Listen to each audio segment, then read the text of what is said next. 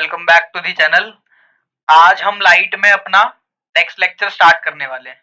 तो आज के टॉपिक हमारे रहने वाले हैं कॉनकेव मिरर में रूल्स कौन से यूज होते हैं और image formation by concave mirror. ठीक है, तो कॉनकेव मिरर में हमें 4 रूल्स पढ़ने हैं। तो पहला रूल क्या कहता है हमारा कि अगर प्रिंसिपल एक्सिस के लाइट पैरेलल होगी तो वो फोकस से पास करेगी। तो ये लाइट गई किसके पैरेलल है? प्रिंसिपल एक्सिस के।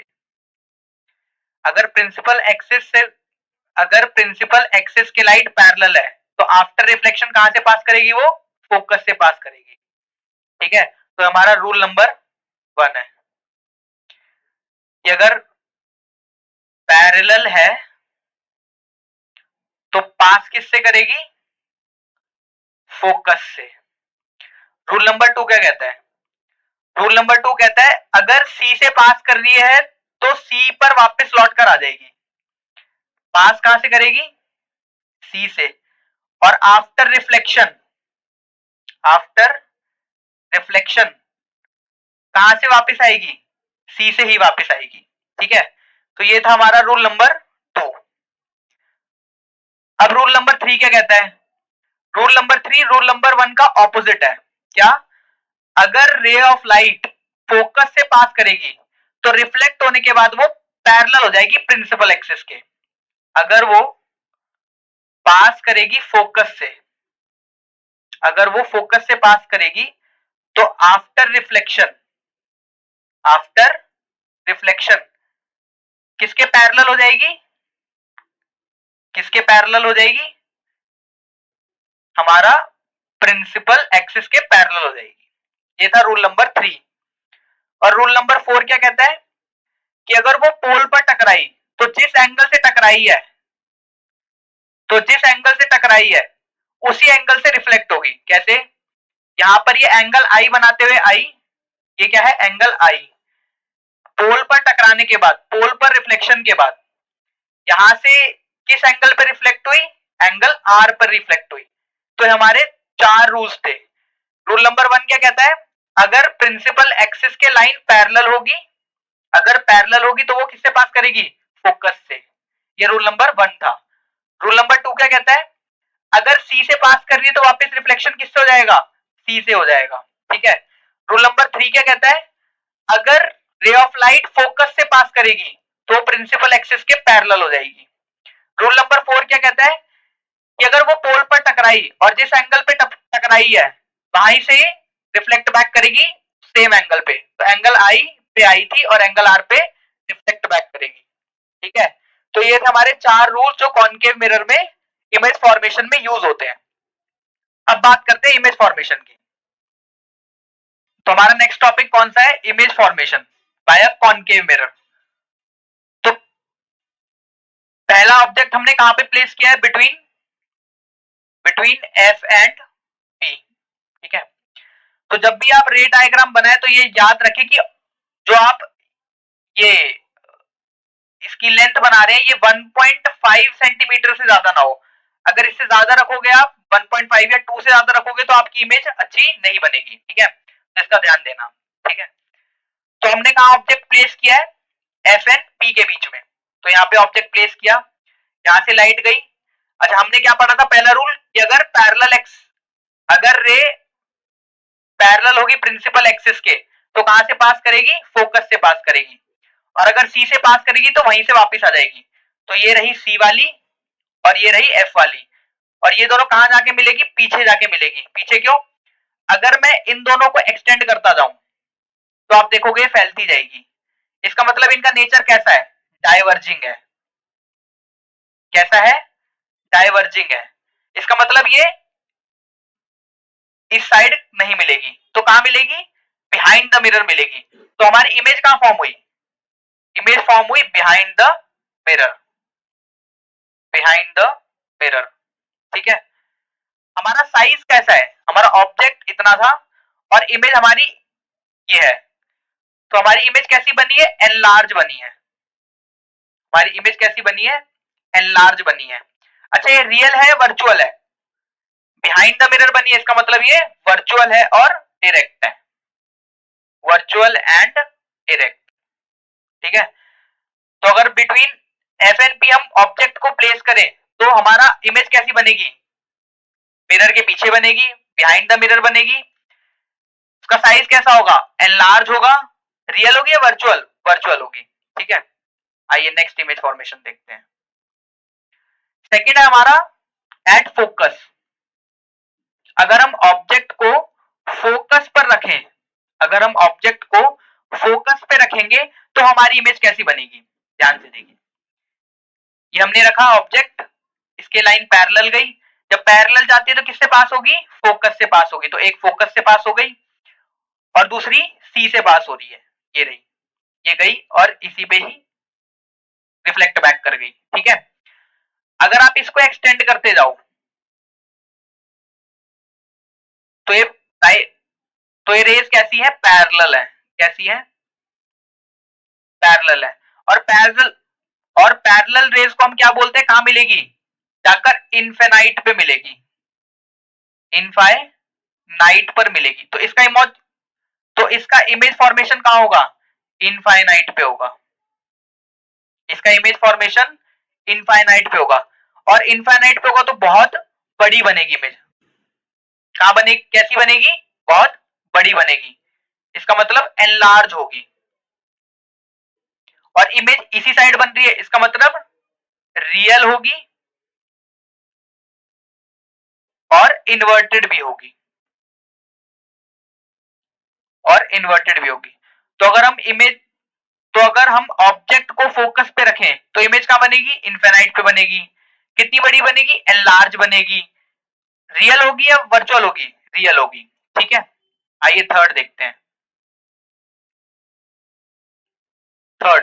थर्ड ऑब्जेक्ट हमने कहां प्लेस करा है? Between F and C, between F and C, focus और सेंटर ऑफ कर्वेचर पे रखा है। ठीक है, तो ये रही हमारी पैरेलल गई, पैरेलल जाती है तो किससे पास होती है? फोकस से, और यहां से सी से इसको ज्वाइन करा। ठीक है, तो इमेज कहां बनी? Beyond C. थर्ड में इमेज कहां बनी हमारी? बियॉन्ड सी बनी, सी के पीछे बनी। अच्छा, इसका साइज कितना है? एनलार्ज है। किसके? हमारे ऑब्जेक्ट से। कैसा है? एनलार्ज है।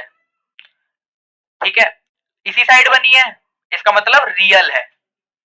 अच्छा, देखियो, ये जो एरो था, देखो ये जो एरो था, अगर मैं आपको इरेज करके दिखाऊं तो ये एरो था,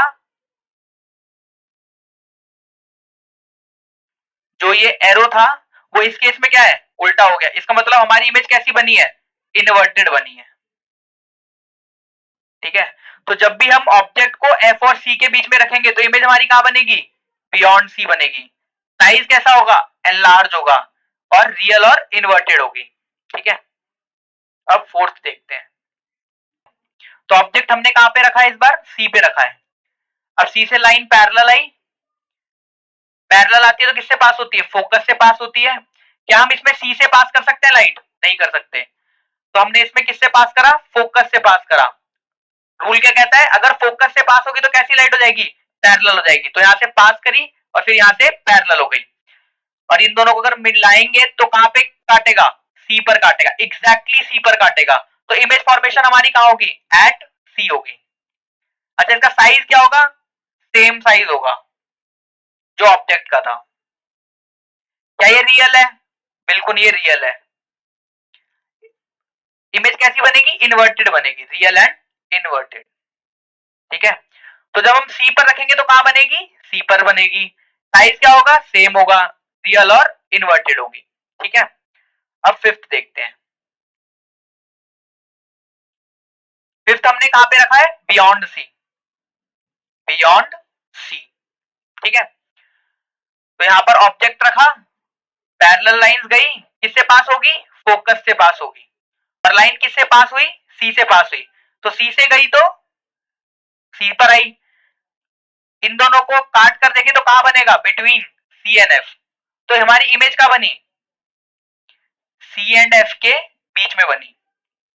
कहां पर इमेज बनी? सी एंड एफ के बीच में बनी। जो हमारा साइज था वो क्या हो गया? इस केस में छोटा हो गया, ठीक है, तो हम इसको क्या बोलेंगे, डिमिनिश्ड बनी। क्या बनी, डिमिनिश्ड बनी। क्या ये रियल है? हाँ ये रियल इमेज है और इन्वर्टेड भी है,